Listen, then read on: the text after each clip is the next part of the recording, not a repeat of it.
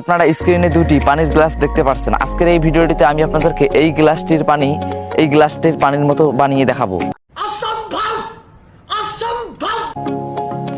Hey guys, আসসালামু আলাইকুম, it's Tomal and welcome to another video. Guys, আজকের এই ভিডিওটিতে আমি আপনাদেরকে একটি ওয়াটার ফিল্টার বানিয়ে দেখাবো। তো আজকের এই ভিডিওটি আপনারা না টেনে পুরো ভিডিওটি দেখতে থাকুন।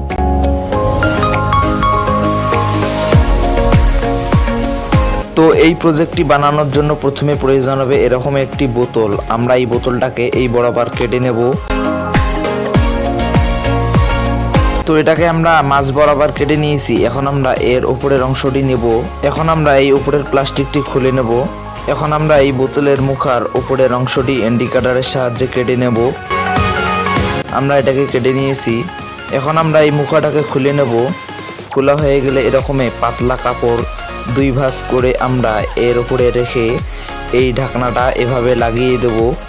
ঢাকনাটাকে শক্ত করে লাগাতে হবে।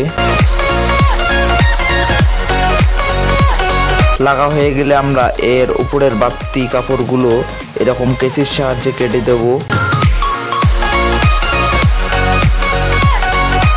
তো এখন আমরা এরকমে তুলা নিয়েছি। আমরা এখানে কিছু পরিমাণে তুলা দেব।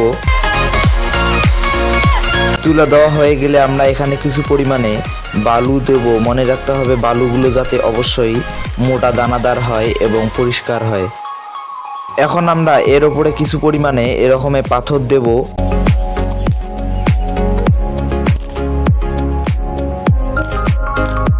তো আমাদের পুরো সিস্টেমটি তৈরি হয়ে গেছে। এখন আমরা এর উপরে ময়লা পানি দিয়ে এটাকে ট্রাই করে দেখব।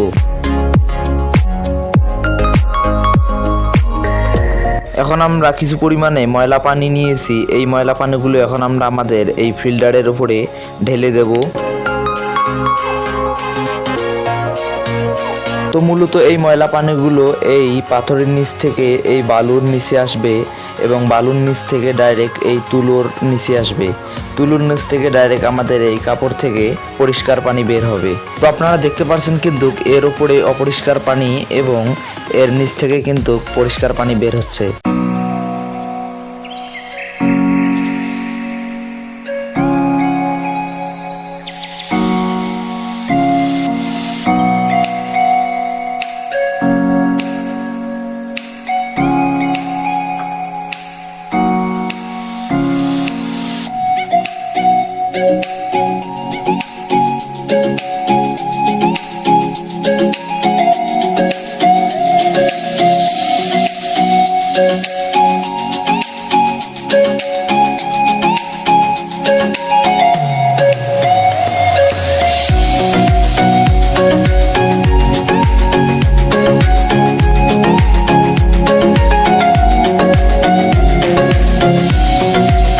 এখন আমরা এই ফিল্টার করা পানিগুলো খেয়ে টেস্ট করে দেখব। এটা কিন্তু 100% রিয়েল ভিডিও।